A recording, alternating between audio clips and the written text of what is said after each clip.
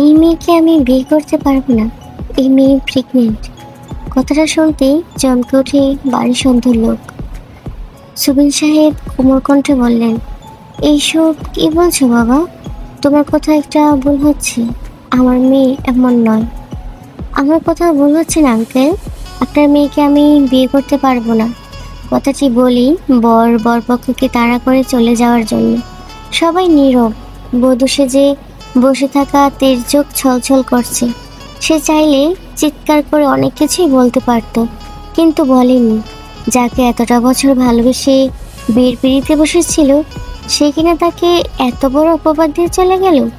যে মেয়ে আজ অব্দি হাত পর্যন্ত ছুঁতে দেয়নি, সে কিনা আর কিছুই ভাবতে পারল না। তে বসে পড়লো ফ্লোরে, ঝাপসা চোখ আনমনে তাকিয়ে আছে। সুবিন সাহেব স্তব্ধ। জিমিন বাবার কাছে গিয়ে বলল, বাবা তোমার মনে হয় তে এমন? জবাব দিলেন না সুবিন সাহেব। দুটো মেয়েকে বেশ ভালোভাবে শিক্ষা দিয়ে বড় করেছেন তিনি। একটু আগে সব কথাগুলো মাথার উপর দিয়ে গেলেন। তখনই তের মামা নামজুন সাহেব বললেন, আমার ছেলে জাংকুক করবে তেকে বিয়ে। সুবিন সাহেব অবাক হয়ে কাছে আসলেন। নামজুন সাহেব তারপর বললেন, এসব কি বলছেন ভাইজান? হ্যাঁ ঠিকই বলছি, জাংকুক করবে তেকে বিয়ে। জাংকুক এদিকে আসো। এক কোণে দাঁড়িয়ে থাকা জাংকুক বাবার কথায় হতবাক। কি বলছে তার বাবা? তেকে বিয়ে করবে? সে তো গ্রামে আসতেই চায়নি। তার বাবা বেশ কয়েকবার বলার পর হসপিটাল থেকে ছুটি নিয়ে তের বিয়েতে এসেছিল। জাংকুক স্বাভাবিক কণ্ঠে বলল, এসব কি বলছো বাবা? হুট করে আমি তেকে বিয়ে করব? হ্যাঁ করবে। এই বাড়ির মান সম্মান এখন তোমার হাতে। জাংকুক তাকালো তের দিকে। তে কথা বলছে না, তার দৃষ্টি অন্যদিকে। তার ফুফু অস্ত্র চোখে তাকিয়ে আছে তার দিকে।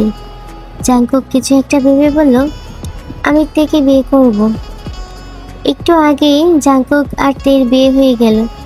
চোখে পানি টলমল করছে জিমিনের। সে জাংকুককে পছন্দ করত। জাংকুকের জন্য সে এতদিন কাউকে বিয়ে করছে না। পড়াশোনা করব বলে বিয়ে থেকে নিজেকে দূরে সরিয়ে রেখেছে। তখনই বিছানা থেকে উঠে বসে সে চোখের পানি মুছে নিজেই নিজেকে বলল, যা হবার ছিল তাই হয়েছে। আমি জাংকুক ভাইকে পছন্দ করতাম, সে তো আমাকে পছন্দ করতো না। গাড়িতে বসে আছে জাংকুক আর তের দৃষ্টি জানালার বাইরে। সে গভীরভাবে কিছু ভাবছে। জাংকুকও জানালার বাইরে তাকিয়ে আছে। সে ভাবতেই পারছে না সে থেকে বিয়ে করেছে। হুট করে কি থেকে কি হয়ে গেল। তে ঘাট ফিরিয়ে এক পলক তাকালো জাংকুকের দিকে। আরেকটা শুকনো ঢোক গিয়ে মনে মনে বলল, যাকেই না জমের মতো ভয় পাই, তাকেই বিয়ে করতে হয়েছে। তখনই জাংকুক ড্রাইভারকে বলল, গাড়িটা একটু এখানে রাখো। কেন স্যার? জাংকুক কোনো জবাব দিল না। মাঝপথে এইভাবে গাড়ি দাঁড় করিয়েছে বলে বেশ ভীত হয়ে পড়ল তে। কি জানি এখন আবার কি করে। জাংকুক দাম্ভিক একটা ছেলে, শান্ত স্বভাবের। বেশি কথা বলে না, আবার যেই কথা বলে সেই কথাতে অটুট থাকে। তার চেহারা সবসময় রাগে রাগে একটা ভাব থেকেই যায়। কিছুক্ষণের মধ্যেই জাংকুক ফিরে আসে। তে দেখলো হাতে খাবার। চলুন। জাংকুক তের দিকে না তাকিয়ে খাবারের প্যাকেটটা থেকে এগিয়ে দিয়ে বলল, নে খাবারটা খেয়ে নে। হকচকে উঠল তে। সে কি সত্যি কথাটা শুনেছে নাকি স্বপ্ন দেখছে? জাংকুক বিরক্ত হয়ে তাকালো তের দিকে, তারপর বলল, কি বলেছি শুনতে পাসনি? সঙ্গে সঙ্গেই তে চট করে জাংকুকের হাত থেকে খাবারের প্যাকেটটা নেয়। নয়তো কখন ধমকে দিয়ে বসবে কে জানে। জাংকুক গম্ভীর মুখশ্রী নিয়ে তাকিয়ে আছে বাইরের দিকে। সেদিকে তাকিয়ে তেকে বলল, খাবারটা হাতে সাজিয়ে রাখার জন্য আনিনি, খাওয়ার জন্য এনেছি। আমার খেতে পাইনি। জাংকুক তাকায় তের দিকে। খাবারটা তের হাত থেকে নিয়ে নিজে মেখে তের মুখের সামনে ধরে বলল, হা কর। তের বিস্ময় এখন আকাশ সমান। চোখগুলো বড় করে বলল, কি? জাংকুক তের দুই গাল চেপে হা করে তের মুখে খাবার ভরে দেয়। তারপর মিনমিনিয়ে বলল, ডক্টর জিওন জাংকুক খুব ভালো করেই জানে কিভাবে রোগীকে খাওয়াতে হয়। দাঁড়াও, খবরদার এবারে চৌকাট পেরোবে না। পা থেমে যায় তের। সে মাথা উঁচু করে তাকালো। সামনেই দাঁড়িয়ে আছে তার মামি। চোখে মুখে যেন অনল জ্বলছে। পেছনে এসে দাঁড়ালেন কিম নামজুন। গম্ভীর কণ্ঠে স্ত্রীকে বললেন, এভাবে বাড়ির বউকে বাইরে দাঁড় করিয়ে রাখা কিমবারের নিয়মে নেই জিন। আমি থেকে এবারের বউ হিসেবে কখনো মেনে নেব না কিম সাহেব। আমার ছেলেকে জোরপূর্বকভাবে তুমি বিয়ে করিয়েছ, এটাও কোনো নিয়মই ছিল না। সেক্ষেত্রে আমিও কিমবারের নিয়ম মানি না। কিম সাহেব ইচ্ছে করেই স্ত্রীর কথার কোনো জবাব দিলেন না। তার বিশ্বাস জাংকুক সব কিছু সামলে নেবে। তখনই জাংকুক বলে উঠল, মা, এইভাবে বাইরে দাঁড়িয়ে কতক্ষণ থাকবো বলো? আমাদেরকে ভেতরে যেতে দাও, আমরা একসাথে বসে কথা বলি। ছেলের কথা শুনে কিছুটা নরম হলেন জিন। তের দিকে না তাকিয়ে জাংকুককে বলল, ভেতরে আসো। নামজুন সাহেব মুচকি হাসেন। তিনি জানেন ওনার ছেলে কেমন। জাংকুক যতই এই বিয়েতে নারাজ থাকুক, সে তার দায়িত্ব সবসময় পালন করবে। তুই ব্যালকনিতে কি করছিস? আর এখনো এই বাড়ির শাড়ি পরে আছিস কেন? চেঞ্জ কর। জাংকুক নিচতলা থেকে এসে দেখলো তে ব্যালকনিতে। তখনই উপরোক্ত কথাটি সে বলল।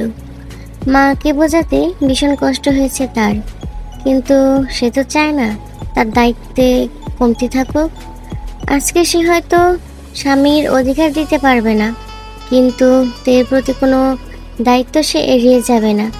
এসব ভাবতেই তিক্ত শ্বাস ফেলে সে।